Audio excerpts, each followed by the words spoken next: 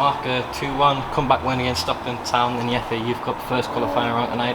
What did you make of the performance from the lads? Probably a game or two off from our side. Now, I don't just mean kind of the score. I think the performance first half wasn't great. It might have looked like we were like kind of in control, but we didn't create much. A lot of stuff breaking down, and we looked quite vulnerable to the counter. Second half, obviously we said some things at half time, and I think the lads have executed a pretty good performance second half. They were tiring, so you could sense, they were dropping down all over the pitch with cramp and stuff, and you could sense that our fitness would enable to open them up a bit more, and which we did. The keepers maybe dropped the first goal, but our midfielders got in there and took a chance, and the winning goal is great because of a bit of smart play on the free kick and a great run off the substitute. So I hope that it's a learning process really. It's a big game for them to come into. A lot of them first time on this pitch in front of a crowd, so that's kind of a step in the right direction. They've experienced that, so hopefully next time we're hit the ground running from the off and start games a little bit better, a bit more intent.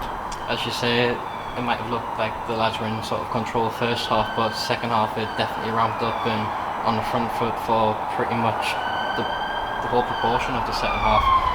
What was the message from yourself and Graham at half time?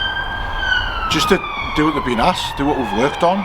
They seem as if the heads were clouded first half in terms, a lot of it was like individual running, doing their own thing, got away from the team structure a lot. Second half, there was a bit more concentration from them and thought on what they were doing, and it was better. We were opening them up time and time again. I think probably the unlucky player not to score on the night was Ryan, why he left, because he caused them havoc all night, but he did manage to nick one, but we thought he might be the best bet. But like I said, the lads didn't let the pressure of being behind put them off either. You can get a bit edgy or start making wrong decisions, but they stuck to the structure better, they stuck with the task and turned it around. So like I said, great learning curve tonight. As you touched on just there, it's been a learning process and a learning curve overall. Having Graham Fenton sort of take charge of the under-19s and working heavily alongside yourself at Time Med, how's that benefit the lads? Well, look, if they're not going to improve under Graham, then there's not much hope for them really. It's what a fantastic opportunity for them. Graham's already showed his trust in the academy with some lads who've come through the last year or two.